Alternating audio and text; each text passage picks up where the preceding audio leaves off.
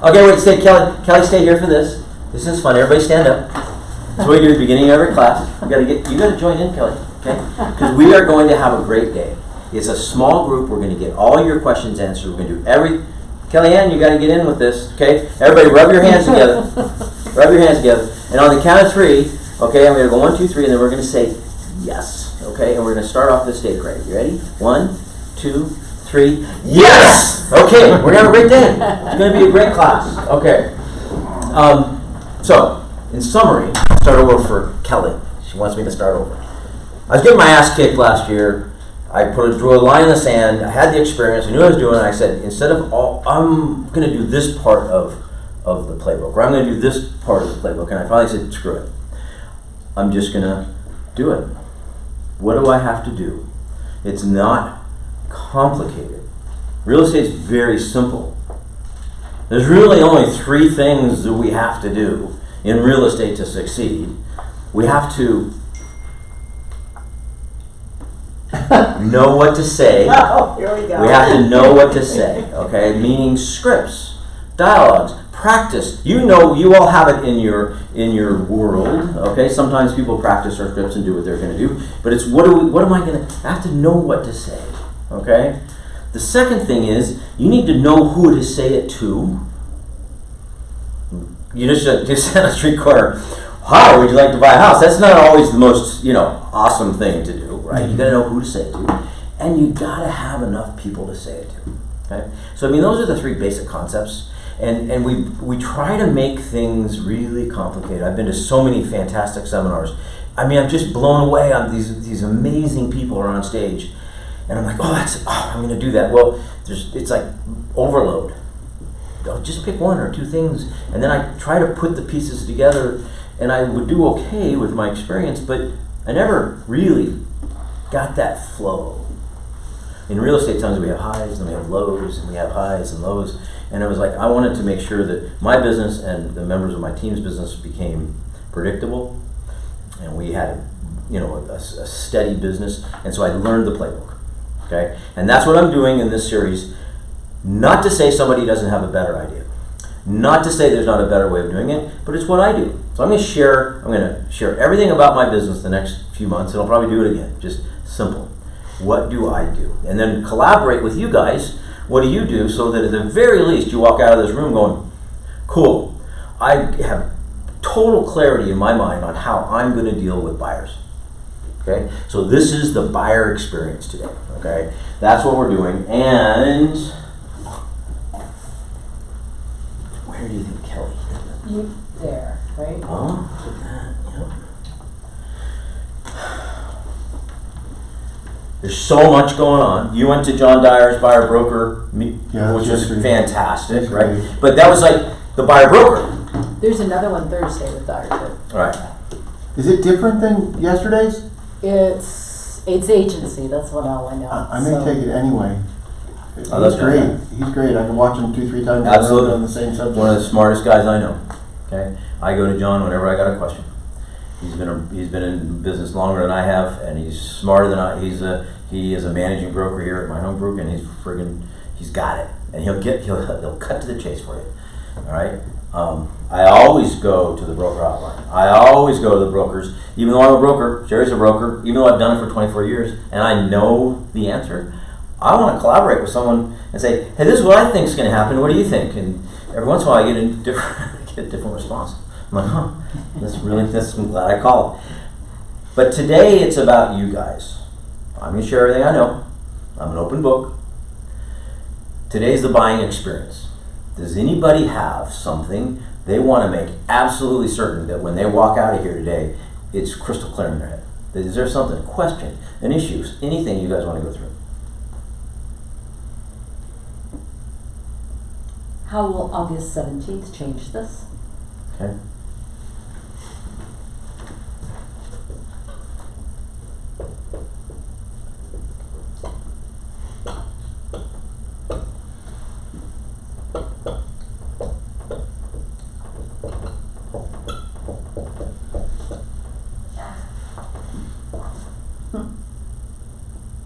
Is that licensure? Legislature. Legislature. I'm sorry.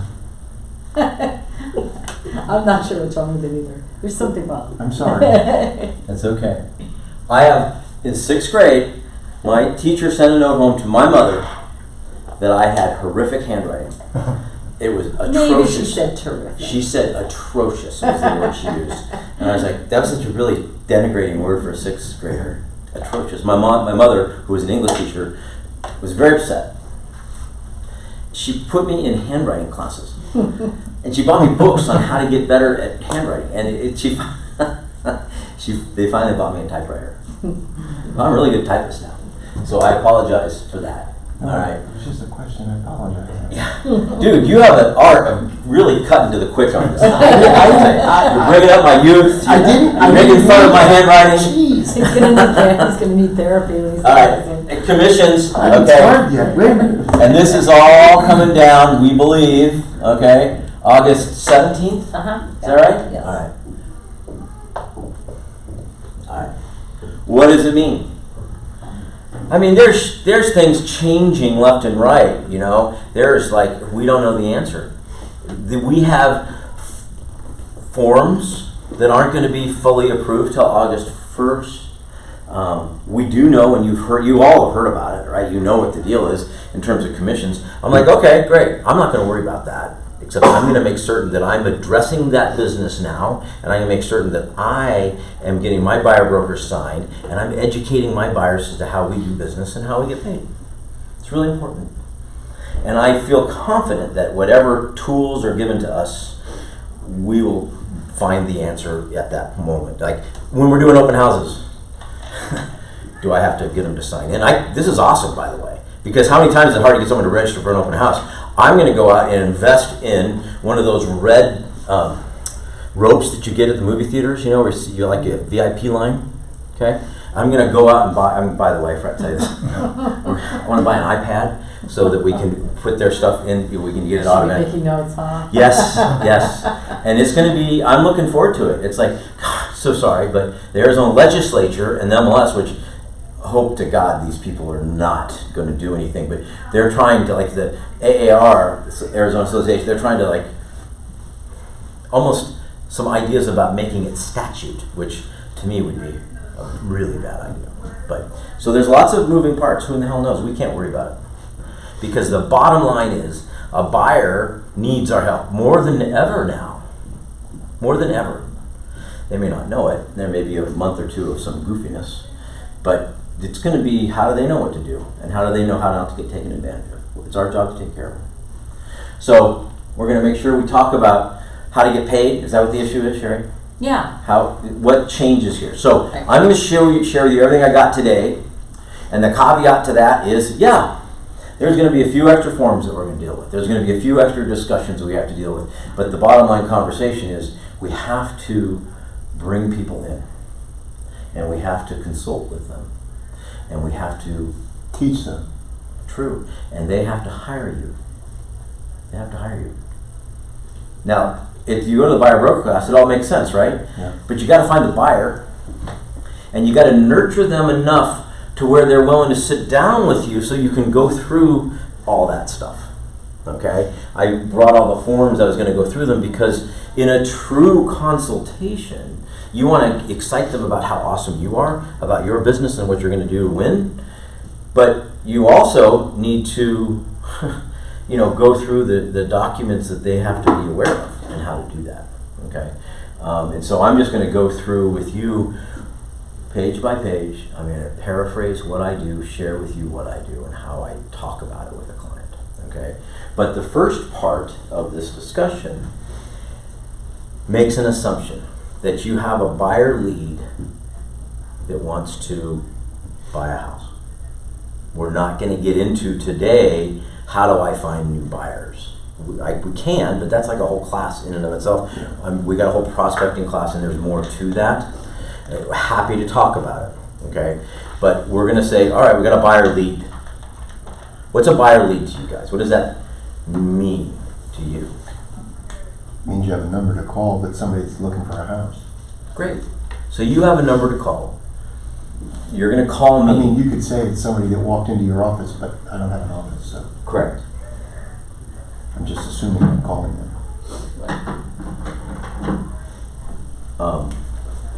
change hands. No, we're not gonna change. I'm gonna go bring in some. I'll be right back. So this is important, okay? So we can have a buyer lead and know where we get buyer, let's take a moment though before we dig into the meat of this. Where do we find buyers? How can we find a buyer? Where are you gonna come from? The very bottom, Referrals? is that what you're asking? I mean, you can find them anywhere as long as you open your mouth. Sure, okay. So give me an example. You can find them in the grocery store, for crying out loud, if you're talking in the line. You can. Okay. So you can find it in a social interaction. There we go. That's probably the best way to put what I was trying to say. Thank you. You're talking in the Starbucks line, and you ask them what they're doing. What do you do? God, it's so interesting. Really? And then if they're a relatively nice person that actually cares about the conversation, they're probably gonna say, well, "What do you do?"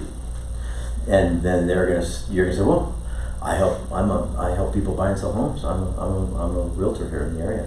And then the conversation can go a million different directions, right? Okay, so social interaction, and that's random people. How else are you gonna get buyer leads, guys? Website. Website.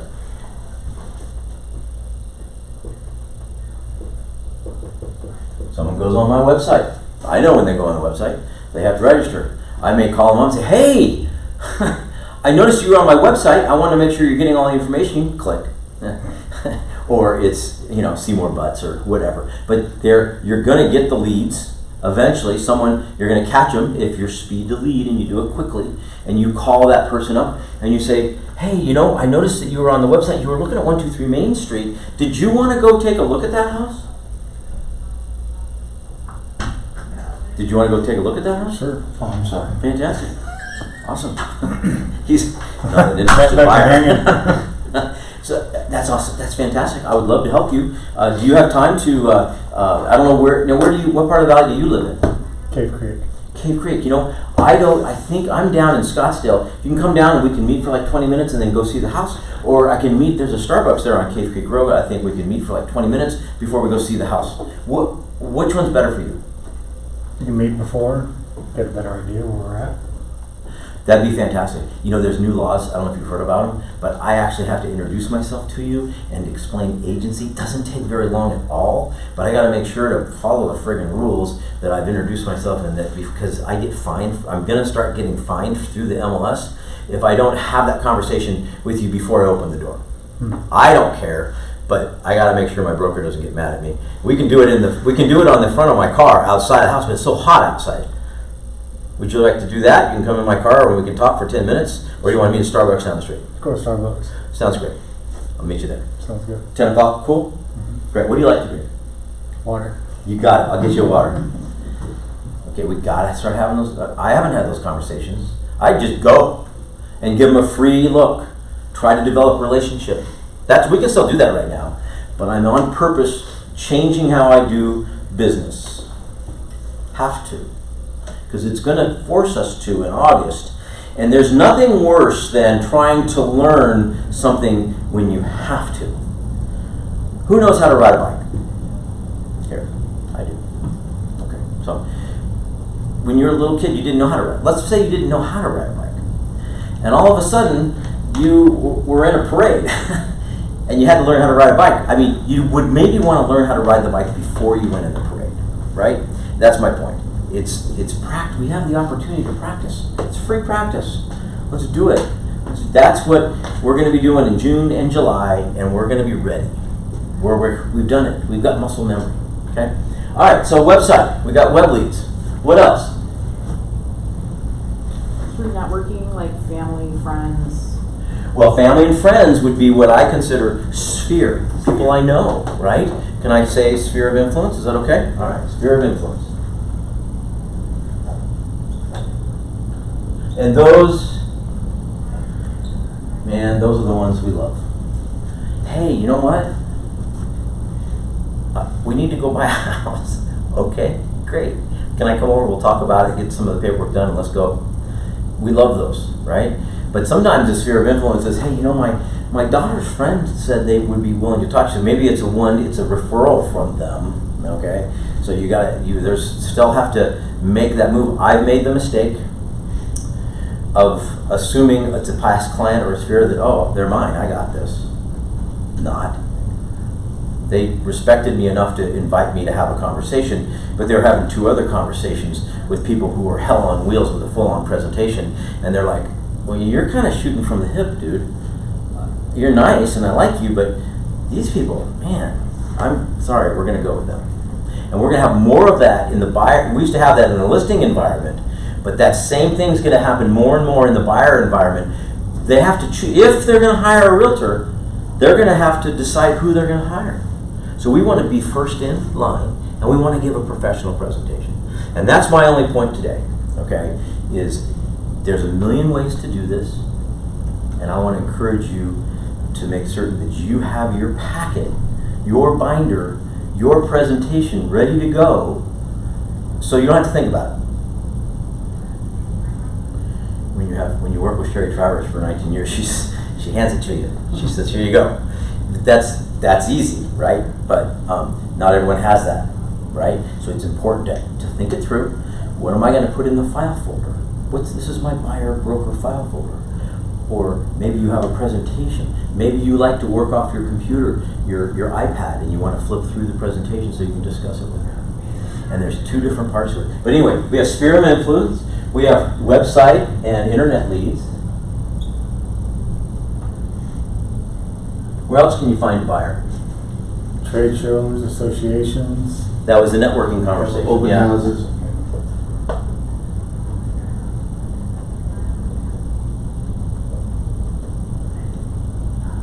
Open houses, Referrals from past clients. past clients. Now, are you a financial planner?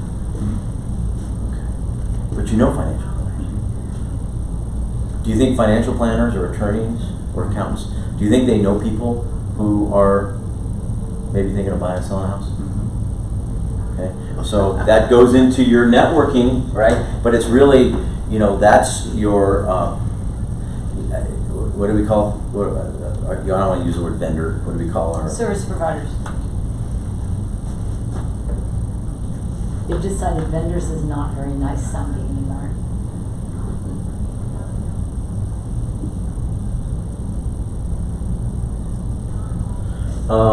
Then there's sometimes you live in a certain area that you know and love, right? And you want to get to, you're going to find sellers in that area too, but you can also find buyers, right? So don't forget the geographic aspects of a farm can bring you buyers as well. A lot of times you get the buyer-seller, seller-buyer. Those are great. You can get two deals out of that.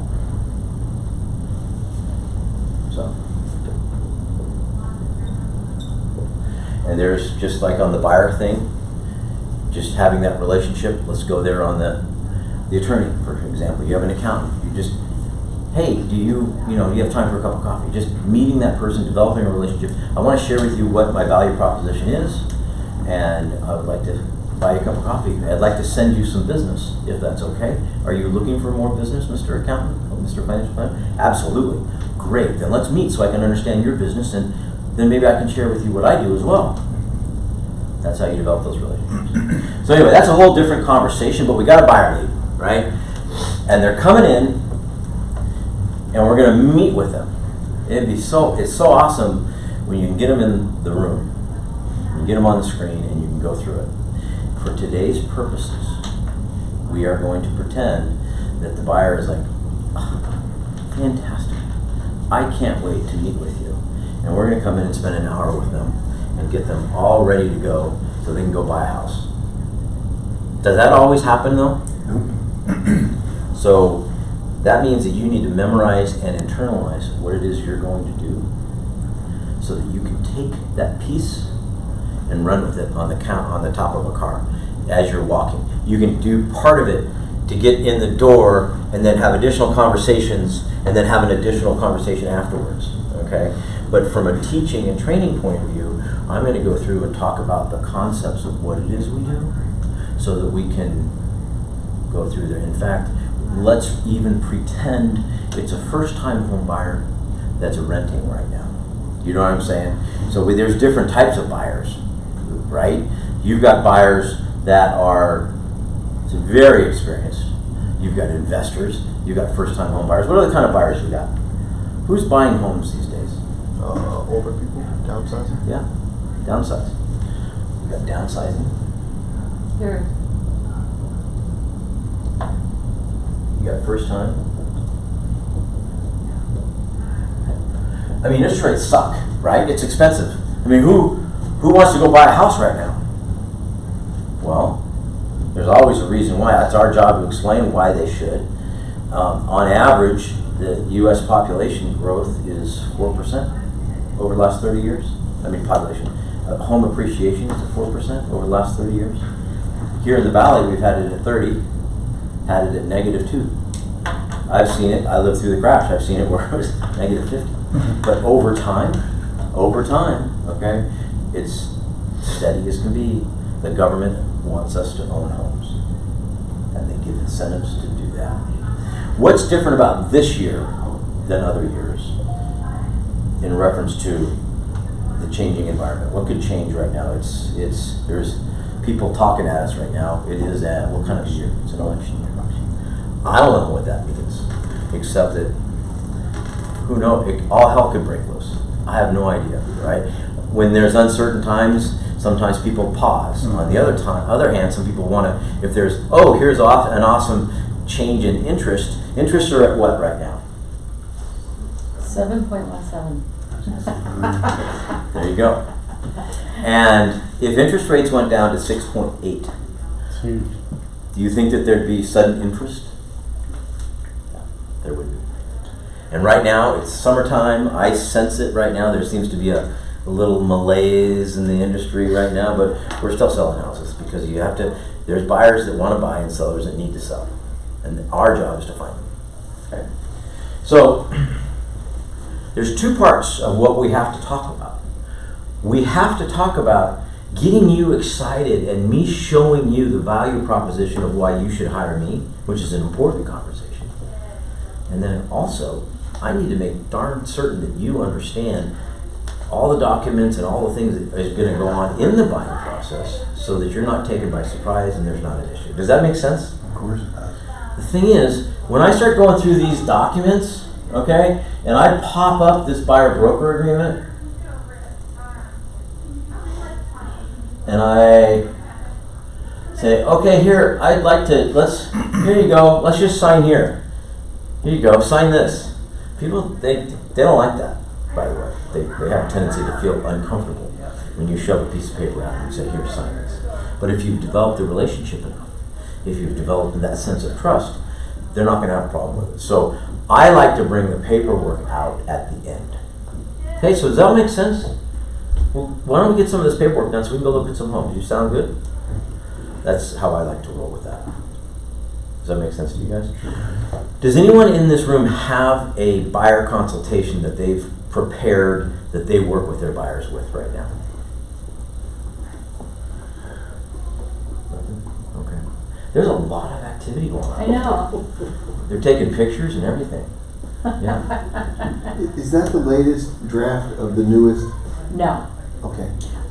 They had a draft. It's being approved. Okay. And it's having a lot of lawyers look at it. So I tried. Oh, is Dyer going through the new draft? Oh yeah. Oh, And that's awesome. It's not done yet, and Now there's going to be one for tenants also. So now, should be- Rentals. Yeah. Yeah. But he said they just changed the word from buyer to To tenant, and yeah. everything else is the same. Yeah, pretty much. Okay. Pretty much. So and we so, got that one. since I'm not a managing broker at my home group, and I am not privy to all the little intricacies, I'm going to defer to my friend John. Okay, and I didn't mean to. no, I'm just yeah.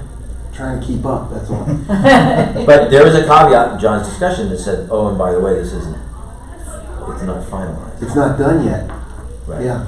So, for me to go out with you right now and say, "Hey, here's something that's not done yet," and it's better for me to deal with the stale and old, knowing Sure. that it's going to change. Sure, absolutely. And you have my permission as we talk about these things. Why don't you just give us a quick summary? What's different between the newer version and the older version? Beats the heck out of me. Okay, That's why I was asking, because if it was, I wanted a copy of it so I could read it. I understand. Bottom line is this. Okay, it's an agreement to be employed by the buyer. Period. That's what's happening, okay? And we can talk about the concepts of how we do that, and then we deal with the language, like what I do in my language is I create language that says, hey, this contract, maybe you can fire my ass whenever you want, okay? Just fire me. But then I'm done. Or I can fire you. Not everyone believes in that. I do. I've been doing sales my entire adult life, and I've learned that if someone doesn't want me representing them, I don't want to be representing them, because that's how I end up getting into really serious conflict, right? So I'm going to do a great job. And because I need to do a great job, you can fire me. You can fire me tomorrow. Let's just sign this. And then if you don't want to go forward, just fire me. But you can't cheat on me. Okay? No cheating. Okay? You have to have the guts to fire me. Okay? And it has to be done prior to the presentation or acceptance of the purchase contract. You can't go buy a house and then say, hey, by the way, I'm firing you. You gotta fire me and then go buy the house. Well, I mean, you can't really expect to show them 6 houses and then let them fire you and buy one of those 6 houses. That's why, okay, buyer shall not, and I talk about how I deal with that. There you go. But if you look,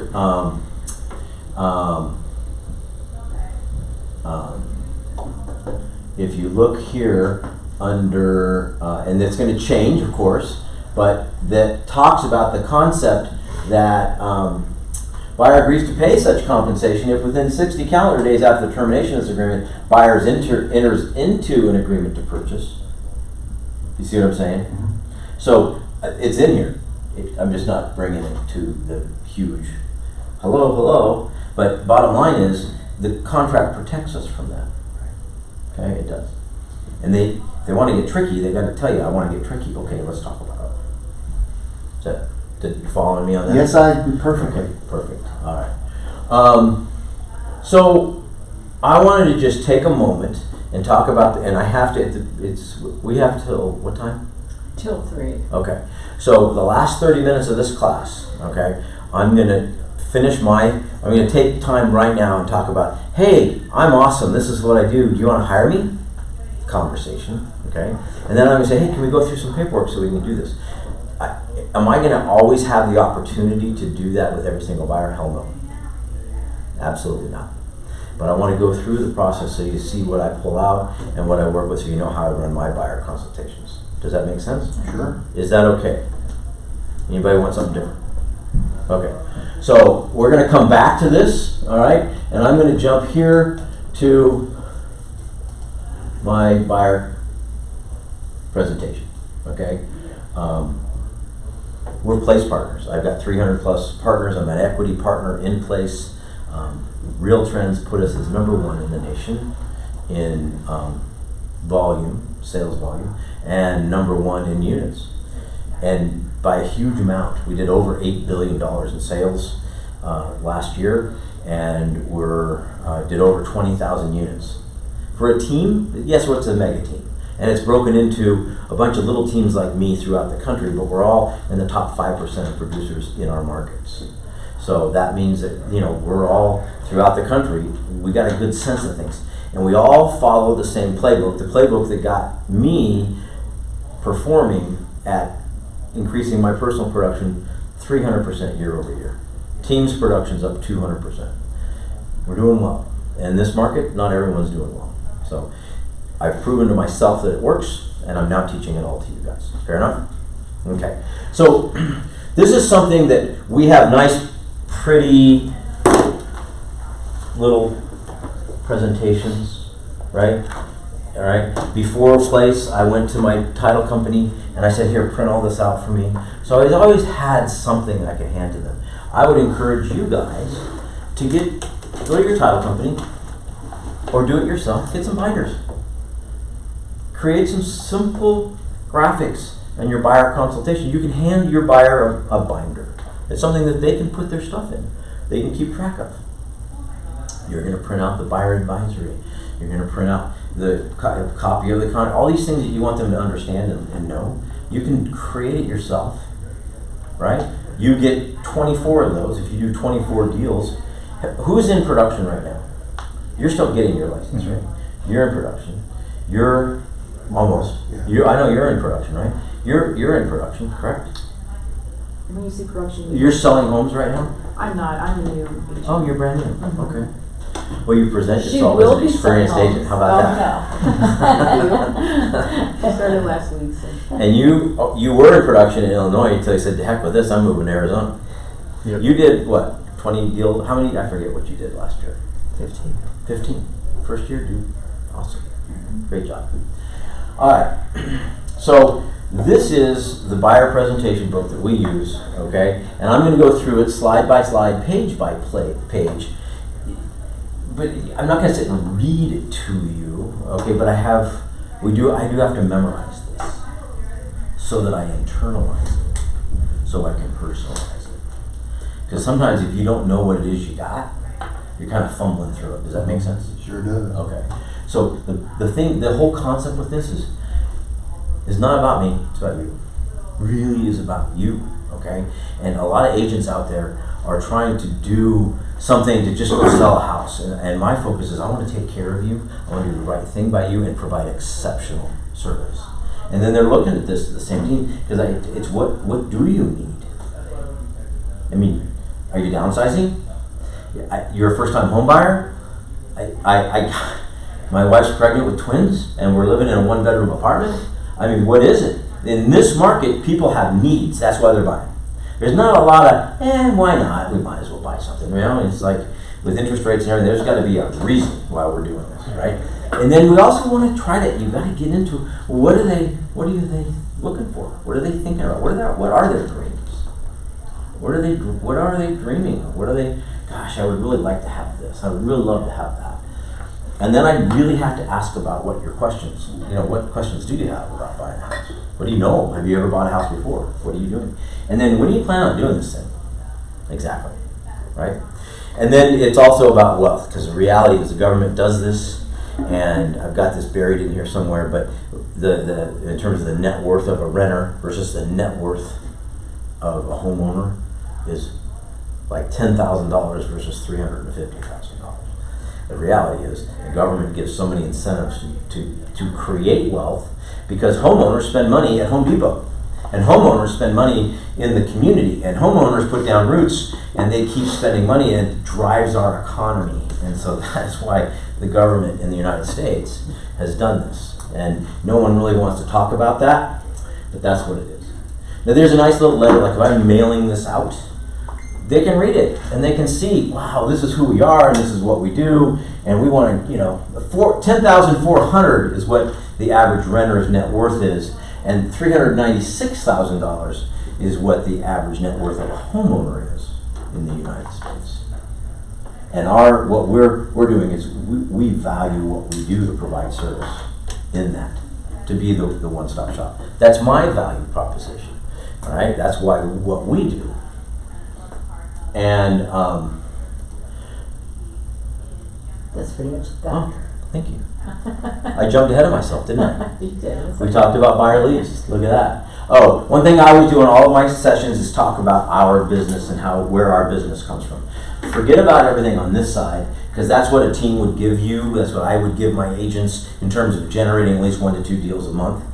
But when you're in business for yourself, your business, you're going to get 1 to 2 deals a month if you're focusing on the 3 key areas: your sphere of influence, people that you know, open houses. Some people don't like them, but the reality is those are people that go in there are either, one, trying to get an idea of what's going on in the neighborhood because they're thinking of selling, or 2, they're interested in buying. That's 95% of the people that go through that open house. And so we want to connect with them and develop those relationships so that we then can create a buyer relationship. We get them in and we sell them, okay? And then there's the prospecting, which is hard work. And it's making a lot of phone calls. It's expired, it's for sale by owners, those are listing leads, okay? But on the buyer side, it's the websites, it's internet leads, it's all those things that are going to create those buyer leads in terms of making those phone calls, knocking on doors, doing the different things to generate those. Now, one of the things that I do, which we will do the math. Oh, I printed it and left it upstairs. That's okay. What's the, I haven't looked at the median price in our MLS. Let's Probably 450. just look it up. Does anybody know? I think it was like 452 last week. Okay.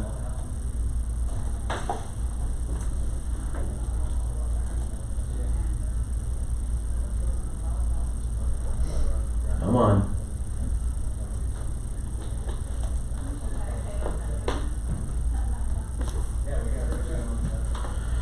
$21,257 active listings. Wow, that's gone up it's gone up. Compare it to 2 years ago, there's only 14,000. Under contracts have gone down. Active listings, excluding under contract, is still higher. Pending listings, but let's jump down here to median price. Where did this chart come from? It's Crawford Okay. Market Index. I subscribe to it. They've paid attention to the numbers for the last 22 years, so it can be sometimes a little It's pretty cool. overwhelming. I Well, think okay. my home group has an account with them too. So, yeah. Pretty cool. It is pretty cool stuff. It is. Median monthly sales price, 452,000. Dude, look at you. You're on it. So impressive. Now, and it's not a Crawford class. I see. I'm going to stop myself, Sherry. Aren't you proud of myself? I am not going there. I was just about to jump into it. Let me talk about the Crawford Index. We're not going to go there. All right. So, one of the things that I like to talk about, and it's not appropriate for that person who's downsizing, that person who's owned 10 homes, that person that is, they don't want to hear this because they know this at least intuitively, so I just touch on it. But it comes down to wealth and how to generate wealth. And on an average home, and you all need to have a lender that gives you a great app. And if you don't have one, you need to get one. You can do it on the MLS, you can do it by hand, but you got to make sure that you've got someone that can get you what you need, okay? And I have my Place Mortgage Calculator. It's right here, it's very handy. That's great, okay? So what I do with this, okay, because you want to make sure that, what? I'm so old. I had an amortization book back when I was flipping houses in New York and Virginia. The problem with that It's a amortization book, thick book. right? But it only All goes. the The interest rates are only. They have a range of interest rates. When interest rates jump from 11% to 3%, it becomes more difficult. But yes, It had it from 3 to 20. It was big. that's dysfunctional. 20%? Yep. Did you know that Excel can do that with you just hit a button? No, I don't know. Just Sorry. do you still have that book? I probably do, yeah. You want me to find it? I'll bring it No, in. I don't. I do not. I do It'll not bring want to back see that. memories, I right? will definitely bring it in if you want me to. All right, Sherry, will you help me? Mm-hmm. All right. So we're gonna write up on the board, okay? Here, take this one. Okay, we are going to, let's say the purchase price is $452,000. 450 what? 53 or 50? $452,000. Oh, do you have your mortgage app? You have the calculator up? No, this is my calculator. No, never mind that. I will do this. Hit calculator and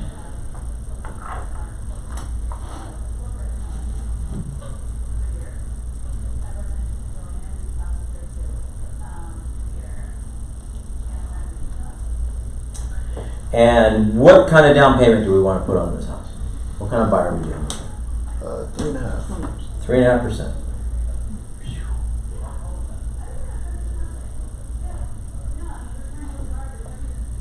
Is that standard? Is that typical 3, 5, 20? Well, on a conventional loan, you can, sorry, hang on. Standard's about 1%, really, especially if you're new buyers. It's No, 1%. you're not earnest money. earnest We're money? talking about, Down payment? down payment amount. So if you have an FHA loan, you can do 3.5. 3.5%.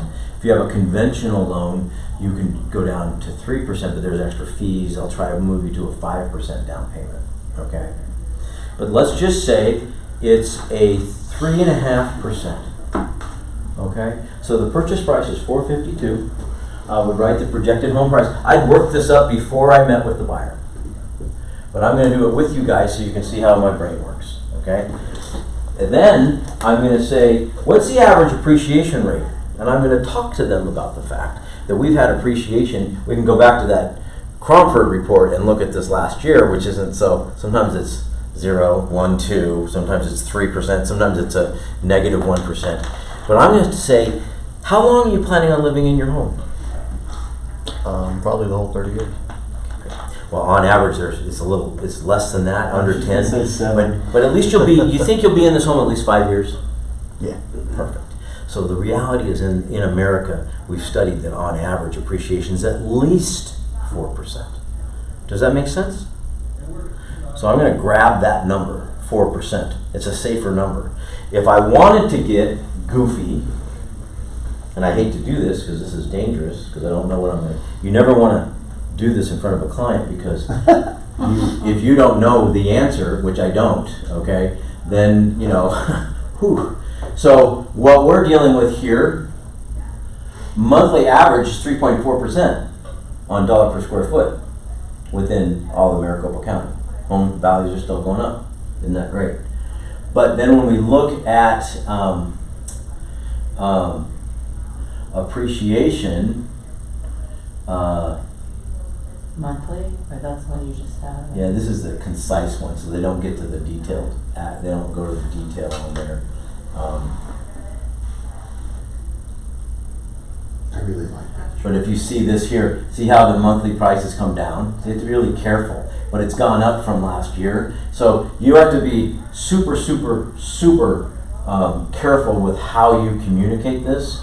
But you can see that I am being fair when I look at that 3.4% and how it's appreciating. And there's actually a better chart, but I'm not going to take the time to do that. So do you see where even there it shows the 3.4, that 4% is not a crazy number. Are you with It's me? monthly though? Well, that's taking monthly dollar per square foot. Okay, now she's going to make me be specific. I mean, I'm just saying, would you just times that by 12 and get your yearly? Is that what you're No, doing? so I'm going to do an annual snapshot. Okay. That only goes to 2023. I don't want to do that.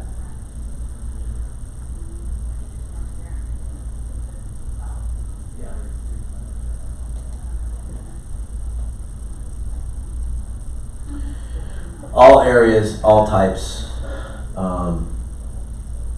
Appreciation, annual median appreciation in this market, which is is only 2.1%.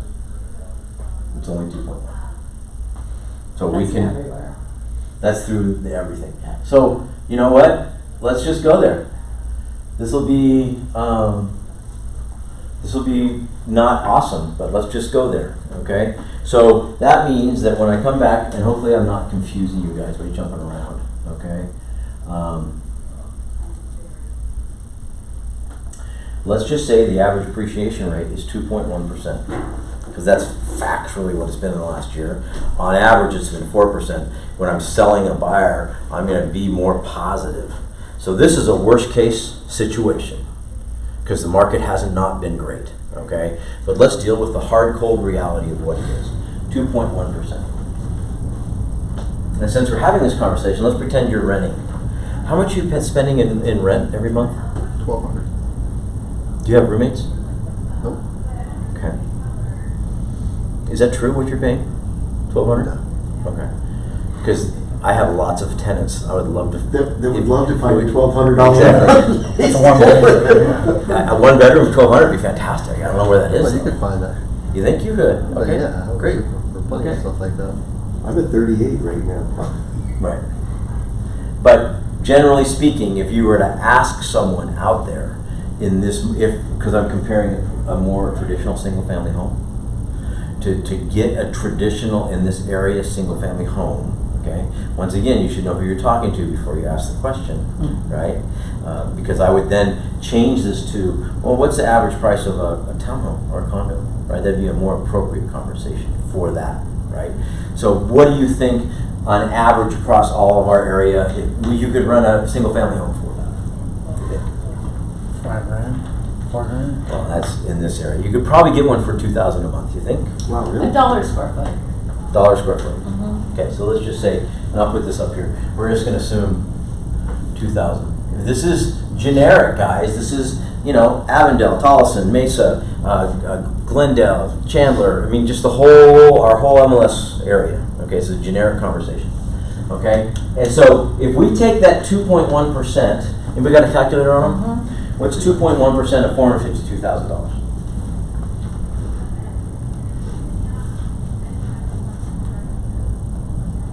$94.92. What she said.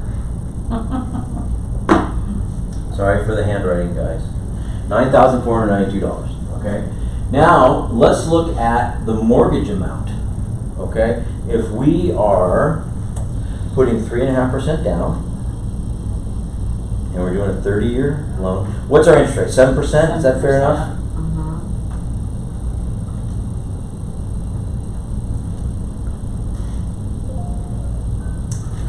Is this buyer, do you guys think, is this a single? Is this person filing single or married, do you think?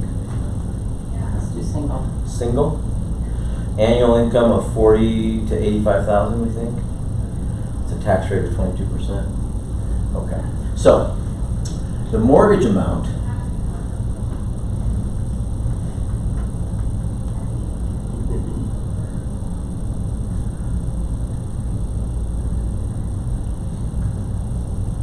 is going to give you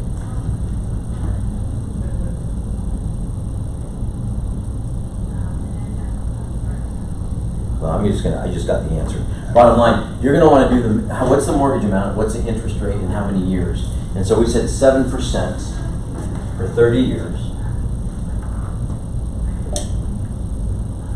And the mortgage amount is $33.98. So we're going to put 3.5% down. Mhm. So the mortgage amount is how much? The mortgage payment, is that what you're No, asking? no, I'm asking for- Wait, I gotta get back out. 452,000 times 0.965. What is that number?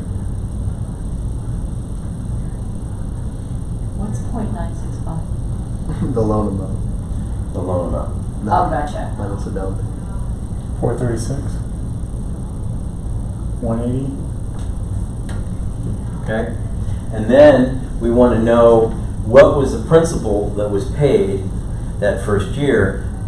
Do you have your amortization book with you? No. But I do have it on my mortgage calculator. It's $4,400. So if you're doing this on that calculator, you're using the mortgage calculator, you're using value of ownership. On this, Uh-huh. you go to calculators. That's where I was. Okay, you fill out all the answers, and then you get, oh no, not pre-approval, that's the wrong one. You're in the wrong calculator. Okay, So calculate the value. you want to go to calculators. Then you want to do the value of home ownership. Okay. That's what you do. Does that make sense now? Yeah. Okay. And then the total interest that we paid the first year, because I've cheated, okay, I would plug that number, and then with a 22% tax bracket, because it's on my loan calculator, I can show you how to do this math, or I'll just give you my calculator. It's easier that way, right? And so then I can do this before I've met with them, okay? Because I'd share with them, oh, you're single, your income somewhere between 40 and 85,000, yeah, so you're in the 22% tax bracket, right? And you're gonna be, the total interest you paid the first year, I'd look at the amortization schedule, so I'd have to pull that up to look at it, which I can do, but I haven't done it, okay? And then I'm gonna wanna say, so when you take how much interest you've paid, and you multiply that by your what's my tax rate, that gives you a tax deduction. When you get that, when you give it to your accountant, the little mortgage interest rate, that's what they're doing. They're giving you that tax reduction. So what you're doing is getting a tax savings, a credit of $6,000.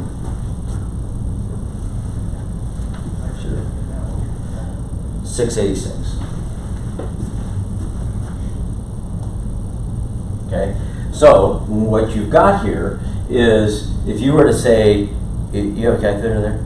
Can you add 9492 plus 4431 plus 6686? 20,609.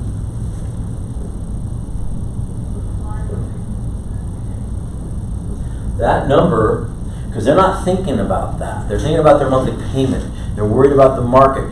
You show them with real math what their real savings are. They're saving over $20,000.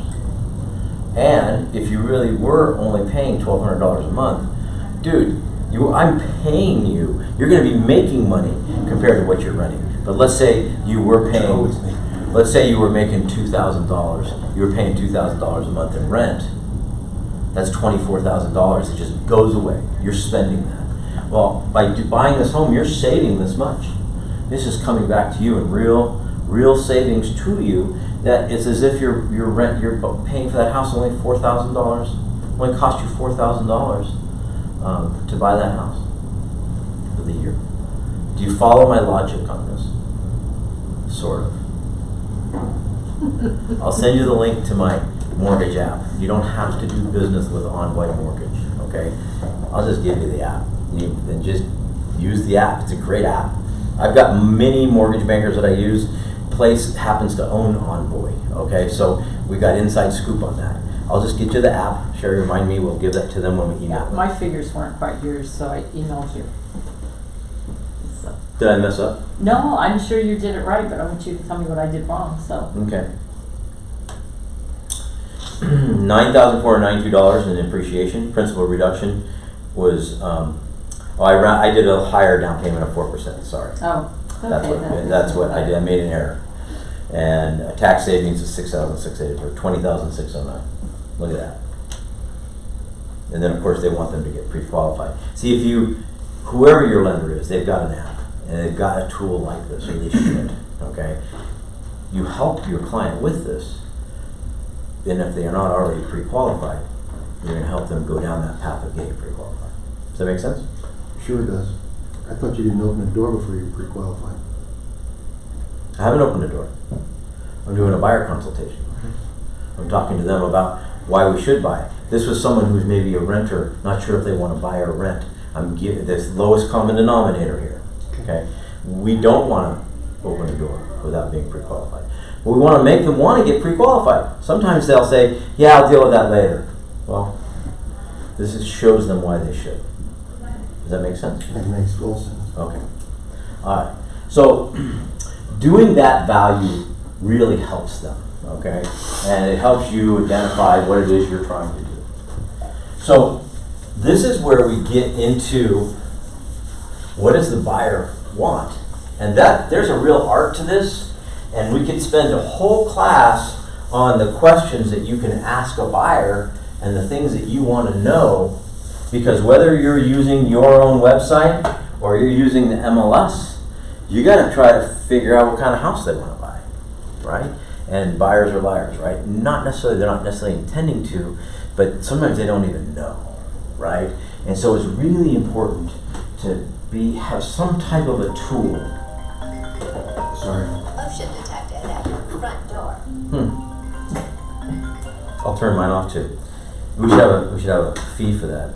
Good thing I didn't do that, or I would have had to pay money myself, right? We have pieces of paper. You can do a piece of paper. You can do something.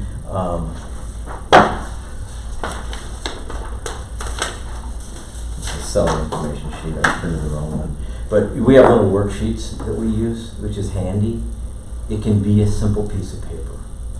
If you write down, like whenever we have a seller or we have a buyer, a little seller information sheet, I keep them next to my desk, so when I get a phone call, I can say, it reminds me to ask the questions, okay? Anyone ever heard of LP Mama? You ever heard of that acronym?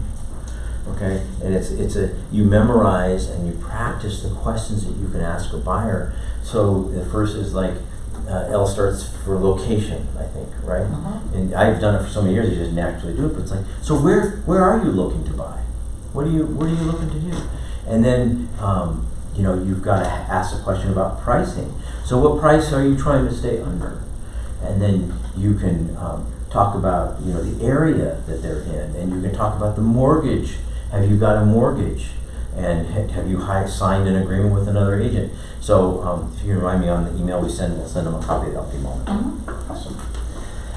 But anyway, this is just, you have to do the buyer need. What do you, I'm downsizing. Fantastic. What is it you're looking for in your mind? What does this house look like? You have to ask the question. You got to say, hey, is it okay if I take notes? You got to pull it out and you got to take some notes. Because they want to know that you care, and you got to go through the process of asking those questions and getting that answered. Why don't you guys ask? You know, let's just go down this path. Fine, you're downsizing. So let me ask you: do you know what you're looking for? Of course, I can't imagine you downsizing. You're upsizing, but you know, you've had clients that were downsizing. Yeah. Okay. I only need 3 bedrooms, Okay. preferably 1 floor.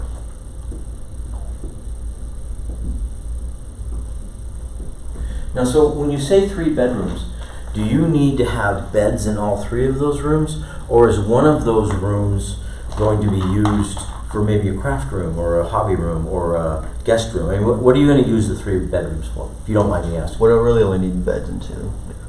But you need another room. Yeah. Yep. So here in Arizona, we call that bedrooms plus, right? So that means that you need a minimum of 2 bedrooms, but you have a bedrooms plus of 3. Now, what if it was just like a loft area, or like a single level, of course, but you know, you've got a great room and you've got this like a larger room over on the side, or does it need to be a separate room? As long as I can put an office in it. Great. It's important. There's a big difference from doing a search for a 3-bedroom and doing a search for a 2-bedroom, right? That's important. So, but then you have to say, so I got it. Got it. I understand. So what else in your mind are you thinking about on this house? Just 3 bedrooms and a single level? Is there anything else that's important to you? A decent sized lot. Oh, fantastic. So what does that mean to you? Like, as a decent sized lot, now do you want to have a pool in that backyard? Yeah. You do want a pool. Okay, so we need a pool. So is it a deal breaker if there's no pool? No, not a deal breaker. Okay. So I know this now. It's on my list, but let's keep it. I think in the beginning of our search, I like to go broad. I think less is more. So we'll go broad, but I'll remember when we're looking for that right house that the pool is the right answer. Right. I can also create separate searches for you, but in the beginning, I think we should just keep it wide open. What do you think? Yeah, that makes sense. Okay, sounds great. So, what about parking? Since you're downsizing, you and I just have 1 car? Do you need 2 cars? I mean, We'll still both have 2 cars. okay. What if it's a carport? Is that okay? I prefer a garage. So it's important to have a garage. Got it. A 2-car garage or 1-car garage? 2. Okay. Now, do you have an idea? How big's your house that you live in now? It's about 4,200 square feet. It's a good sized home. You've got a basement probably back in Illinois. We don't have a lot of basements out Did you say 4,200 square feet? So Just And he only pays $1,200. Well, I'm a different person. that's a different person. He sees that. I love that about him. So, all right. So when you think downsizing, so if we were to get down to like to a 1,500 square foot, do you know what that means? Have you been in smaller homes? Like, because it's dangerous for me to put a number, but you haven't spent enough time looking at homes to really know how that feels. Have you looked at a lot of homes in the area? A fair amount, yeah. I have a couple of friends that live in homes roughly that size. Got it. Perfect. So what size home do you think that you want to be? Like your friend's homes, what size is that house? Somewhere around 15 to 2,000. Okay, fantastic. So as long as I say I keep it under, under 2,000 square feet, you're willing to take a look at it. As long as it's got 2 bedrooms and an extra space for an office. Is that correct? Fantastic. Now, since you're downsizing for 4,200 square foot, I mean, it was nice, all the bells and whistles. Does this home need to be updated, newer, or are you open-minded to something that may need a little love? Preferably updated. Okay, got it. Now, I don't know if we know exactly what that means. Does it have to be a certain age? Like if it's an older home but it's been updated, do you care? Okay. That's fine. As long as I don't gotta go in and do work. So one of the things I've learned is that it's really, sometimes with my buyers, we get it really specific. And when we get specific, we miss the forest for the trees, okay? Because we're not really truly exploring properly. So why don't I create this, once again, kind of broad, and we'll begin the search in a broad sense. But remember, I can really narrow this down in the future in terms of age of the home, in terms of improvements, because unfortunately, when I use a database like the MLS, the quality of that information depends upon the quality of the agent that's doing the entry. Yeah. So I have to be very careful. Okay. So awesome. Well, this sounds fantastic. Now, I'll tell you, I'm showing them how great we are. I may have even sent them my little hey, I'm great, hire me. But when you get into a real buyer that wants to do real work, even though my website's awesome, it's really awesome at collecting buyers because it's fun. It's like Zillow. It's like Redfin. But you really don't want to put your searches together and really look for that perfect home on Zillow and Redfin. It's a lot of hard work because the search tools, they're not great like the MLS is, right? So comes that decision-making point when you move them from lead generation over to, we're going to go buy a house. Okay, so let's assume you're in the we're going to go buy a house mode. You got to master the MLS. You got to master that search so you can put those searches together and find the right home. Does that make sense? So it's a transition that only you can make at that point in time. How am I doing, guys? Am I being too narrow on what I'm talking about? Is this okay? All right. So that is what we talk about when we talk about buyer needs analysis. You got to dig into it, right? And then here in Arizona, we also have, the buyer's advisory, which has live. Does everyone know what you're new? Buyer's advisory. Anyone not know what the buyer's advisory is? Please go over it. Pardon me? Please go over it. Okay, Arizona Association of Realtors has the buyer's advisory, and in that buyer's advisory, your broker will make you have your client sign that they've received a copy of it. Okay, that's all fine and well, and it's worth nothing to them when they see it, when I send it to them to sign, because where am I? I don't know, right there, total, well, I'm looking for a transaction Right there. desk. yeah, there. Okay. And we even have documents that say you've signed your buyer's advisory, right? And so that buyer's advisory, The first one.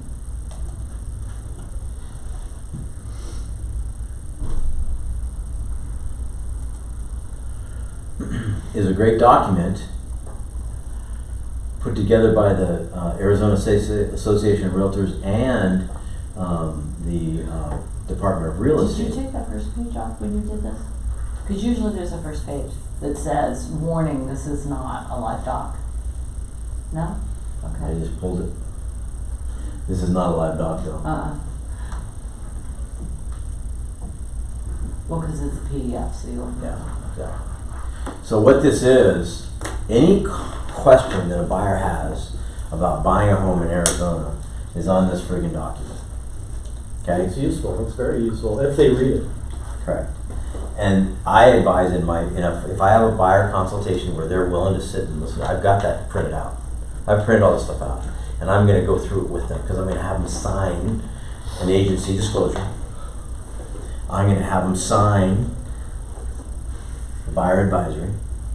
And I'm going to have them sign buyer broker agreement to hire me.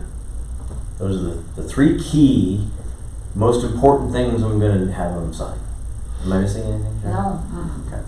But when I do that, I also send them the link. You can get this if you can't get it off Transaction Dish. You can go to Arizona Association of Realtors and just type in buyer advisory, and you can get the link and just send the link to your clients. And then they can go through all these different sections. If there's something they want to know, they can click on there, and it's usually typing in the address. It'll tell you. Every single buyer that I have, that's great that I have them sign this, but if I'm going to have a buyer consultation with them, I don't know why it's doing that.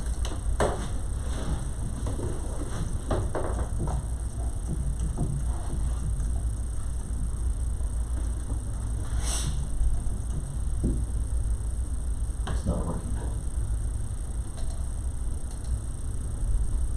Just, click any of the things at the top. Won't go to any of them. Did you freeze? There we go.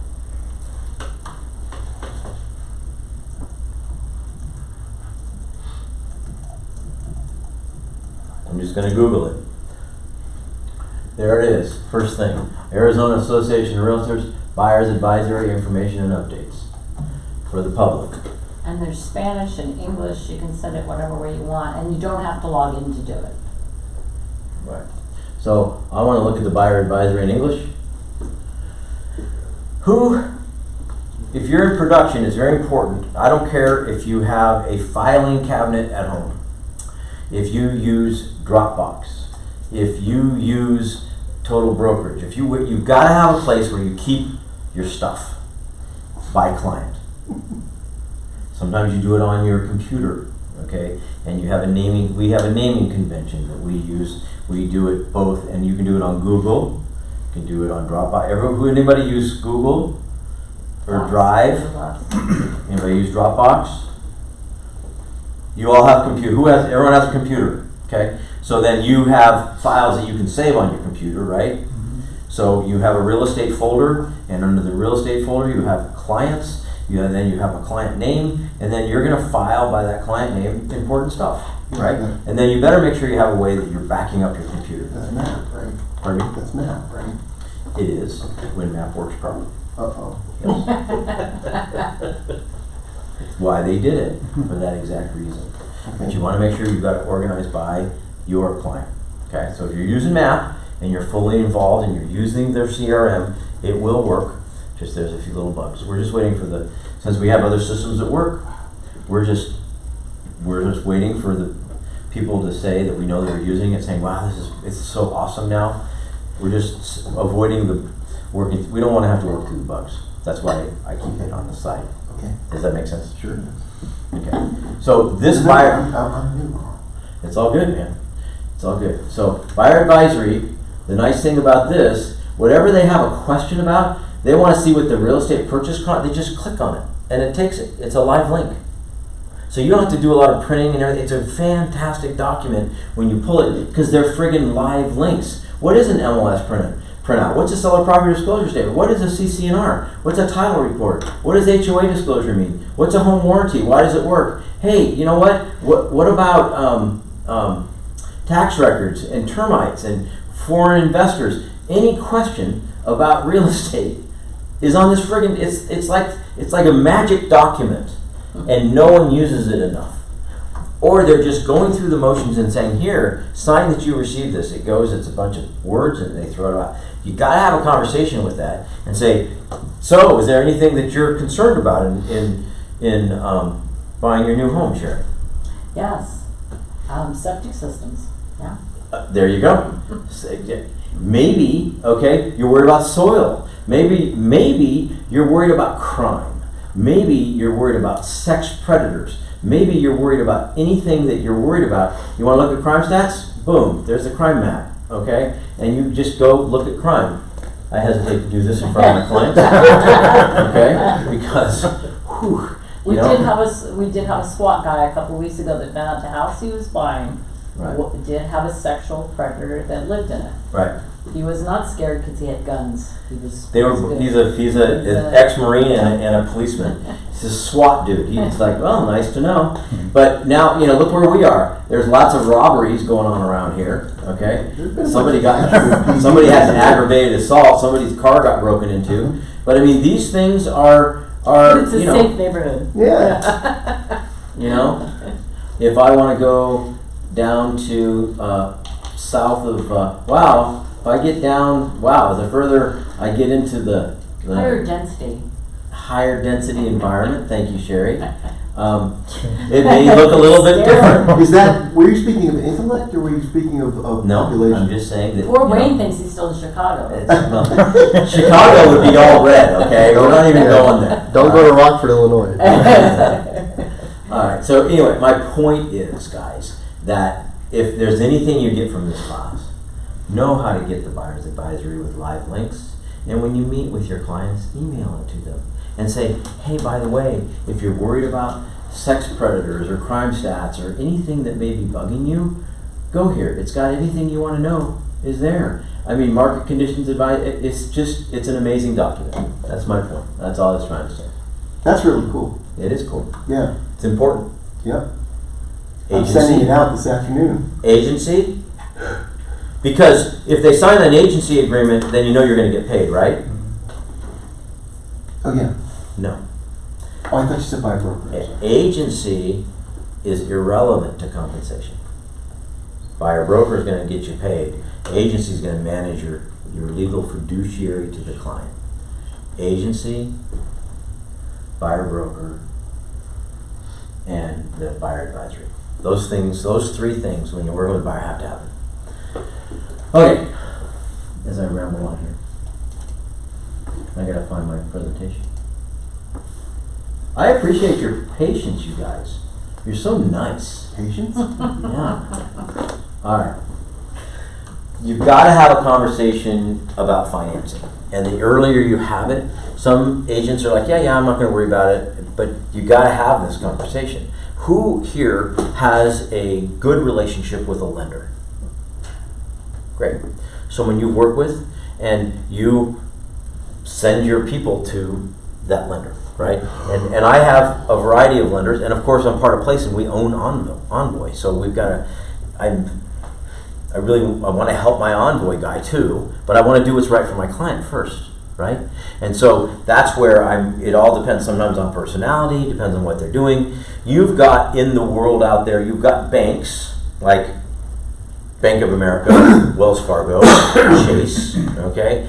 We have even smaller banks like BKO Financial's a bank, aren't they? Yeah. So we have a relationship with a banker, okay? We also have mortgage bankers where you're gonna like a VIP or an Envoy or a variety of others. I mean, there's lots of mortgage bankers, and a mortgage banker, what they will do is they will do their own underwriting. Do you know what underwriting? Everyone know what underwriting means? Yeah, and then Yes. nothing, go ahead. No. A mortgage bank will they'll have their own processor and underwriter, so they and their own money, okay? So they're gonna package this loan so that they can close it, okay? And then they're gonna immediately sell it, okay? That's usually some mortgage bankers service them. There's big money in the servicing business. Who the investor is and who the servicing bank is are two different things. People forget that, you know?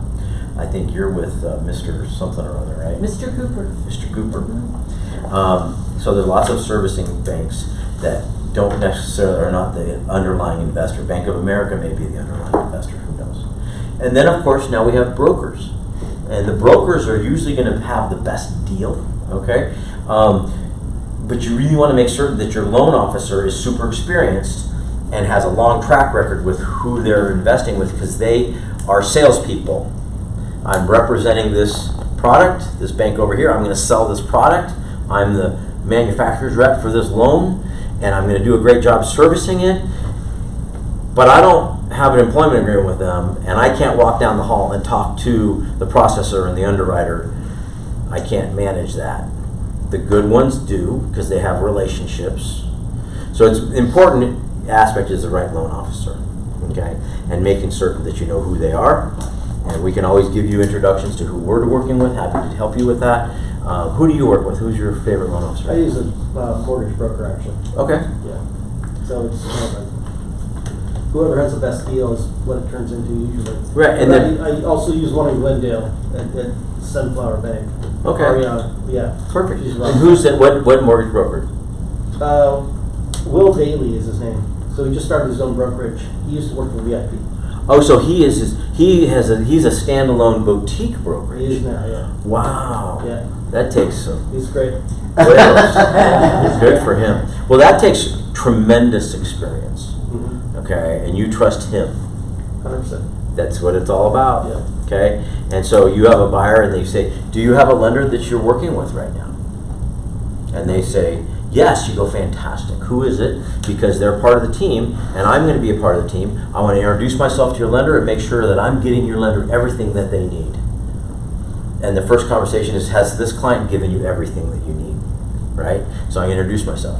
If they're like, "Well, I got pre-qualified online," and I go, "Okay, that's fantastic. Who is your LO? Who are you working with directly that's going to answer your questions?" "Well, we have a letter from someone, but we don't have anybody." I'm like, "Fantastic, that's great. We can use that to get started. Would you mind if I introduced you to one of my local lenders? Because there's nothing to lose with getting a second opinion." Right? So even when they say that, push them to get that additional, and then you have that lender, your guy, you say, "Hey, they have a lender, okay, they're golden, and so you're gonna maybe not get this loan, but would you mind vetting and taking care of my client?" And when you have that relationship, you need that partnership.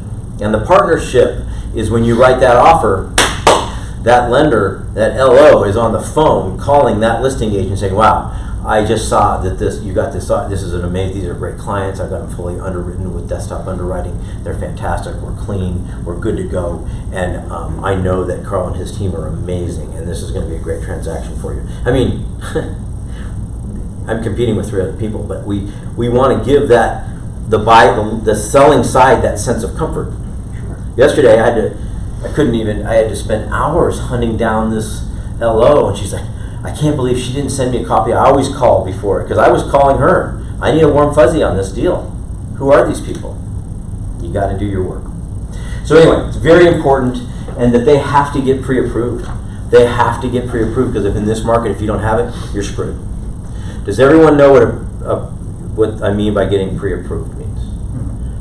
The lender gives a pre-approval in Arizona in our contract, in Section 2A specifically states AAR pre-qualification form is attached here too. It's part of the contract. So you better have that, or a pretty good reason why you don't. Okay? Carl, I gotta excuse myself. I gotta go pick up my kids. No worries, man. Thank you, No, Mr. thank Julie, you. for coming. Yes, thank And when do you're getting your license? July 22nd, Wow, in a month. awesome. I'll Good stay in luck. touch. Thank you guys. Awesome. Have a Sounds good good. day. So this is obviously ours because it's Envoy, right? You're gonna have your own people. Put it in your binder. Get something from your lender so that you can talk to them about it, or make sure that you're doing it. But you want to make sure that you've talked to them about interest rates are at 7%. What is your payment? What do you need? Well, I can't afford this. Well, we can do rate buy downs. We can do temporary rate buy downs. We can do a 2-1. There's a variety of things that we can do. Oh, I don't have any money. I need down payment assistance. So there's a variety of things that every lender can do, and you want to make sure that you're talking to them about it. This is kind of fluff, but you've got to have the conversation about it. Honey, the reason is we don't want to go in and make an offer without a PQF. We can't, because what says we did on the contract. I mean, I could, right? Just as long as they signed the first part of the PQF. But it doesn't mean anything, and the sellers are going to see right through it. So it's bad business to not get that work done. When you present that to your client, do you present them with just Envoy, or do you give them several and say, "I don't expect you to use any of these, but I'm saying that these are good people"? That's just a question. I've done it a variety of different ways. Okay. Some people say, you got to give 3, you got to do this. You don't have to, right? But you don't have to do anything, and you got to do what your client wants you to do. Exactly. But Okay. I'm asking how you handle your daily. So you're the buyer. Okay. So I I have nothing. Oh, so you haven't met with the lender? I'm coming in clean. I have zero. I have Right. zero. I'm asking for you. So I've got so many lenders that I deal with a whole wide variety of things that they can provide. Okay. I got mortgage brokers, I got bankers, and I got mortgage bankers. Okay. I can give you a list of my top lenders and you can vet them. Or based on your personality, I can make a judgment of who I think might be your best fit, and I can send that person to you. And if you don't like them, call me and I'll fire them for you and I'll find you somebody else. How does that sound? Okay. No, that's cool, yeah. So it's however you want to do it. Some people are just, hey, I've got my list of my top 3 lenders. I'm going to send it to you. Please reach out to them, and then we'll let the lenders know what we've done. I've only got 9 minutes though. Yes, you do. You saw me Is looking this the hard. part from 2:30 to 3 that you were talking about? Just a question. Ish. So I'm being recorded. So I have some very descriptive terms for you, how I'd like to describe you as a person, but I'm not going to say it out loud. Anyway, lending, moving through it, okay? Anyway, the point of the matter is I'm going to help them find the right home. I'm going to go through exactly what has to happen in buying that house. I'm going to explain the purchase contract. I'm going to explain what the inspection period is. I'm going to explain how many ways I can get them out of the deal and how we're going to manage this contract, okay? And I'm going to go through all of those benefits of how I'm going to help them manage all these. And by doing this, I'm sharing with them all the stuff they have to do. Sure. So they really need me to help guide them through that. Does that make sense? And that's your job. It's my job, exactly. And so one of the things we do, okay, is, we kept the 3, 3, and 3. I changed it, yeah. Yeah, we like to say that, well, I'll get to that in a minute. So the first thing I'm going to do when I'm looking, let's say we've done our work, we found what we're doing, we found a house. Okay, the first thing I'm going to talk to you about is a market overview in that area. Okay, I'm going to say within a mile, we've got this we have so many homes that are for sale, under contract, and sold in the last 3 months. I can share with them what the absorption is, like how many months of inventory are on the market, which is not a pricing analysis. But then of those, I'm going to find the best homes, okay, and looking at that history, okay, we're going to say, what, on average in this area, what is the sale price to the list price in average? Is it 97%, 98%? On average, the homes in the last couple of months have been getting 2% off the list price. It may not apply to the home that we're looking at, but it's always good to get that market overview. Does that make sense? Sure it does. Okay. Then we look That's an edge. we do an analysis of a CMA, okay? Have you guys done a market analysis? Yeah, do it. You've done a market analysis. That's a whole nother class, okay? And it is a science and it is also art, okay? Because we all have automated valuations. My website has automated valuations, and in it we say, here's what Zillow says. Here's what you got Zillow, you got RPR, you got Redfin, you got all these different valuations. We've got our home bot valuations. We love automated valuations because it gives people a sense of things.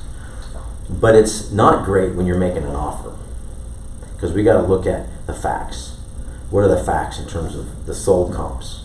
And we want to look at, based upon that 2,000 square foot single level, 2 bedroom, 2 bath with an extra office that has a new roof and AC, and also has a pool and a 2-car garage. What homes within a half mile or a mile, hopefully a half mile, are like and same that are for sale? What are the closest that are for sale? Now I also want to see, because that's what our choices are, then what's under contract? Pending or UCB, under contract, accepting backups. How many of those like and same? And then how many are sold that are very similar? Okay? A lot of times these valuations or realtors will just take like a 555 and just say, oh, here you go, this is pretty close, and here's an average. But what we do is we think of it more like as when we're going the MLS and we'll go to the CMA tool and we'll make adjustments. Well, this one has a 3-car garage, this one has a 2-car garage. This one has a pool, this one doesn't have a pool. This one has a 14,000 square foot lot, and this one's a 7,000 square foot lot. This one's been updated, has granite counters and quartz waterfall and the whole 9 yards and new cabinets, and this one hasn't been updated. So that's like you're pulling that number out of your, what is that worth? Did they put 80 grand into it? I'm not going to give them 80 grand. Maybe I'll give them 30 grand for the improvements. But you really want to try and find like and same for that comp, so that you can make a determination of what you think that home is worth. And that's a separate class. And if you need help, call me. Call Sherry. Well, when the market crashed, I said, Sherry, I'm sorry, but you can't work with me anymore. I don't have any money. I just got my ass kicked. She said, screw it, it's too much fun because you're entertaining. And so she went and did broker price opinions to make a living. Well, I did short sales. And then when I got swamped with short sales, she came and helped me with that. And the broker price opinion, you know, how much you get paid for a BPO back in the day? It's $50 a piece, so they $50 were like $5 a day. So she'd do 5, 6 a day, you know. It's not big money, but we survived. So she knows how to do, boy, when you want someone to do a pricing analysis, she's your gal. Yeah. Okay, so we did that, we're going with it, and then we figure out how long he's been on the market, and we look at that and we negotiate. And bottom line, the negotiations are what separates us. That's the fun part. I love that. She doesn't like it as much, but I love it. I mean, yesterday I had a deal where it came in, it was a ridiculous offer, and then we got an investor offer, so I have 2 offers.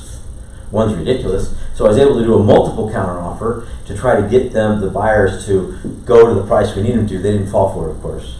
I was so proud of myself last night, and this morning when I got the counter, I'm like, well, that didn't work. But I mean, it's, you know, you fight the fight every single day, okay? And I'm going to dance through this. This is a buyer experience, so I took longer than I thought. I've been doing this an hour and a half and having too much fun. And if I was with a buyer, I would have dug into the reality of it all, okay? I like having the pieces of paper to show the value proposition of what it is we do, okay? And I encourage you to do that. If you need help, you want to rip off and duplicate, we'll help you do that, okay? But you want to make sure, and you've got to be able to define what happens in the, when you sell a house. They need to understand that process. You're going under contract, and then you're in the inspection period, and then you have to do, you know, you got it. So this is what I've shared with everyone as an overview. Your title companies have it. We have lots of different ways of showing this, but the life of an escrow. What happens? You'll be able to show it to them, and I can spend 20 minutes talking about that and getting you excited. We got to talk about what's it going to cost for them. They have to put an earnest money deposit down. Like, how are your savings? What are you looking at? You got to get this information from your buyers in that consult. If you're really doing a full buyer consult, you have to be able to ask those questions so that you can really help consult with them and advise them. But they have to have earnest money. When you're writing an offer here in Arizona, and it's a standard, you know, I got in fights with multi-million-dollar people. I'm like, well, we need a lot more money for that. And they're like, well, it's 1%. I'm like, yeah, and it's a $3 million house. Tough. We want 2%. You know, so, but the reality is, I like to think that you really don't want anything less than 1%. 1 to 2% seems to be on average about what we're getting here in Arizona, earnest money deposit. But I've seen, when I want to come in strong as a buyer, come in a lot more. But I'll discuss that with my client. So it's a $500,000 house. So when we make an earnest money deposit, you know, it's 1 to 2% on average. It's $5,000 to $10,000. Does that sound good to you? Oh yeah, we got plenty of cash because we're putting $300,000 down. But then I'm going to segue and say, well, you know, one of the things that we can do is maybe we give more earnest money because you're going to be spending that money anyway. I was just about to say. And it really increases your opportunity in showing the seller how strong you are. You also get the other conversation, well, yeah, it's fine, but yeah, I don't have a lot of cash right now. Can you do the $5,000? Well, can we do $3,500? I'm gonna do whatever they say. I'll do whatever it takes. But you have to have that conversation. Okay, you gotta have it. And then they're gonna have to do the appraisal. The home inspection is a sunk cost. And I've had buyers not want to get a home inspection. I say, I need to tell you, I'm not qualified to tell you anything because I'm not a contractor. What makes me scared when I hear you say that is, what if something you miss something and it's a huge money expense for you in the future? I'd much rather have you spend $500 or $600 and then walk away from a deal than to buy a home and be surprised with a $50,000 or $100,000 nightmare on your hands. Generally speaking, we get people to use a home inspector, okay? But that's a sunk cost. What are our home inspections costing these days? About $495. Depends, yes, around $500. We've had home inspections cost over $1,000.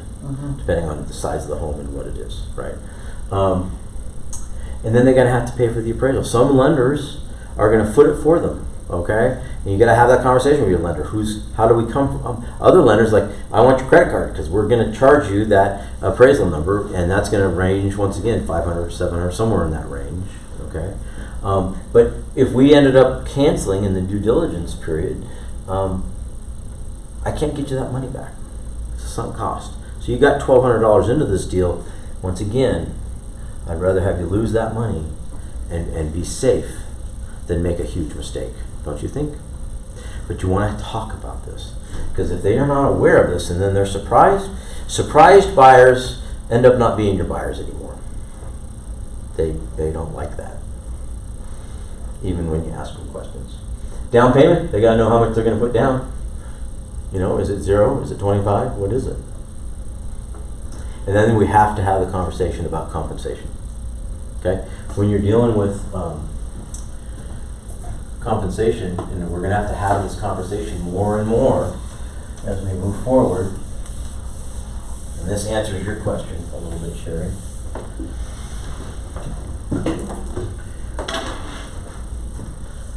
This is how I make my living.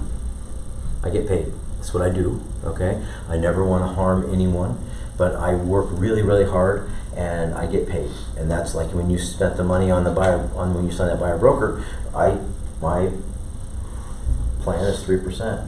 Now, I'm going to do everything I can to protect you. I'm going to do everything I can to negotiate for you, and I make absolutely certain that you're never surprised. You're never, ever going to be looking at a house and be surprised that you have to help out with that expense. But the reality is, when we have a situation where you've got in terms of compensation, okay, you've got yourself as a buyer, and then we've got a seller, okay? Normally, okay, what's happened in the past in terms of cash, even though the buyer funded the proceeds to sell it, the buyer paid 0 and the seller paid 100%. Now you would listen to the news, okay, and it's like, oh my gosh, that's all over. The buyer's going to pay 100% of that fee, and the seller's going to pay 0. Well, the reality is that it's always funded from the buyer's proceeds anyway, okay? But we can change that, because the seller, I might go back to the seller and say, hey, I understand where you're at, okay? What are you paying in compensation? Because maybe, all right, that seller's paying, let's say, they say, well, I'm going to pay 2%, and I want the buyer to pay 1%. Do you give me permission to help negotiate this? Absolutely. So then I'm going to reach to that listing agent and say, look, I got a buyer broker agreement, and they're set, and I know that you're listed at $600,000, okay? And if we gave you an offer at, you talk to your buyer about it, but if we brought you an offer at $610, is your seller going to be okay giving me a 3% compensation? We're going to have those kind of conversations, guys. We're going to have it. And we're going to have to call and find out, what are they paying us? We're going to have to understand that information, and we're going to have to make sure that our buyer understands the rules of the road before we open up that lockbox. But this is all going to get negotiated back and forth, and that's where we're going to earn our money, okay? And that's not a bad thing, because we have to be proud of what we do. If you work 80 hours, you work 40 hours, don't you think it's fair that you get paid? Yeah. The seller has to understand that their house, it's been built into the price. And oh, there's going to be so much fun. I can't wait. This is going to be, from my perspective, this is the best thing that could have happened, because the days will be limited to where we're crunching and grinding, and we're hoping we get paid off the hours and hours of labor we've put on for buyers without a signed buyer broker. These buyers are going to have make some decisions. I do not want to be represented by a buyer's agent. Okay. Well, I'm not opening up the house for you. I'm not going to work and do that. I won't waste my time with that. That buyers, you'll trust me, they always go too far one way, and they go too far the other way. It ends up in the middle. My job is let's come in the middle now and get it done the right way. So I jumped around quite a bit, guys. I don't want to take too much of your time because it's 3:06. It's important that we go through this. It's important that we talk about it. When I'm sitting down with people, I am not only going through exactly what happens in the process and exactly how they will actually close escrow and sign. I'll go through it step by step with them. I will stop my fluffy presentation, pull up the MLS, and work on that tour exactly with them if I have the time. If I don't have the time, I'm meeting them at Starbucks, I'm doing it on the hood of my car. Hey, I work for you, agency, here's how I'm going to work. Do I have your permission to go out and negotiate my commissions? Fantastic. Let's go look at some homes. All right, but you're going to have to remember all of these things that we do so that you can come back to them and get that whole process in their heads. And sometimes you have to have the conversation 10 times before they get it. Once you've gone through the whole process and I'm doing this and I'm sharing that with them, I'm going to go through the next step. So do you understand some of the things that I'm going to do to keep in contact with you and make certain that you know what's going on? And do you feel comfortable that I'm going to be able to help you buy your next home at the very best price possible? Fantastic. So can we go ahead and get this paperwork taken care of? Yep. Great. Pull the paperwork out. Go through it. Explain it to them. Done. Great. Can we make a time to go look at some homes? Let's put a plan together. Make sense? You guys are on the edge of your seat with excitement. Just taking it in. Okay. Just taking it in. All right. So, once again, I can dance through this in 10 minutes, okay, and send them my nice, pretty thing and talk about how amazing we are and how great I'm going to be as an agent. And it sounds like we should meet. Great. And they already have this. And then I'm moving into the document stage and everything when I'm in person. I can talk to them and ask them questions on anything. So are you familiar with what it takes to sell a home and what the steps are here in Arizona to purchase a home? And if they're hesitant, it's like, wow, it really sounds like we should meet. So I can go through that with you and I can show you how we make certain that our buyers get the absolute best price possible. Are you aware of what we do to guarantee that our clients win? Oh, great. Well, it sounds like we should meet. If we can meet, I can go through and explain that to you. You got to meet with these people. The danger zone is to be in the reactive mode. Cousin Johnny wants to buy this. I go, he's fine, signs it, doesn't read it, signs it. So I'm compliant with my brokerage. And I'm in there, and I want to buy the house.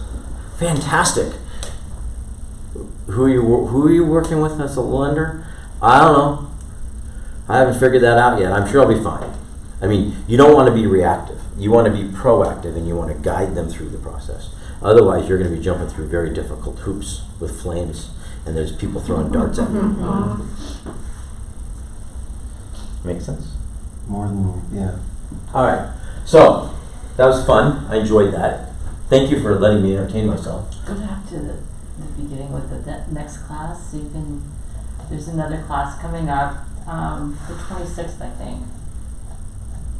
26th, I'll be back by then.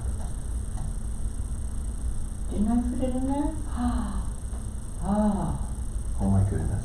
Oh my goodness. On the 26th, which is in 2 weeks, we're going to share with you, and I kind of jumped around a lot on this, I apologize, but we're going to share with you what we do for our sphere of influence. How do we engage our sphere? Last year, we're around 80% of our business is from past clients, repeat clients, referrals from past clients, then if I move in referrals from vendors and things like that. It's a big chunk of our business is referral. I want it to be less. I want it to be, because that you tap out. You can only go so far on the people that you know, because then you got to find more people to grow that business. But we're going to share with you what we do. We have client events. We have mailers that we go out, we have contests, we do fun things to engage the people that we know. And that's an important part. It's 1/3 of what it is you need to do. You gotta have your sphere and it's gotta be in gear. It's important. So we're gonna go through what we do on the 26th. Get your sphere in here. Yep. We'll send an email on it. Any questions on what we went through today? No, it was fun, thank you. Okay. You could have just said, just wait until the class today, instead of not answering my text. I mean, geez. I was on vacation last week. I was kidding around. And sorry about that. You sent me a text I didn't respond to? Oh, this morning, or yesterday morning. I'm sorry. I did call that buyer back that wanted to, that seller back that wanted to sell their house. I did do that. I'm a little behind, I won't lie. That's good. Exactly. Awesome, guys. Fantastic. Thank you very much. Thank you very much. I ran 12 minutes over. Am I in trouble? It was We'll worth dock it. you for it. Yeah. Okay. It was worth it. Well, thank you. Awesome. Thanks, guys. Appreciate it. We'll get you an email with additional ancillary information. And if you have questions or you get stuck, you're now on the A list, right? Okay, you're a new agent, right? You get stuck. Like, if I hadn't been out of town, I would have helped you with your challenge. Did you figure that out, by the way? You offered to help, and I figured it out. Yes, I did. Wonderful. What'd you do? Whatever it was, it answered the problem. I don't even remember what I texted you about. I was sick. I was very sick while I was doing that. Okay. But I got it taken care of. Good. I actually have another person that I can reach out to.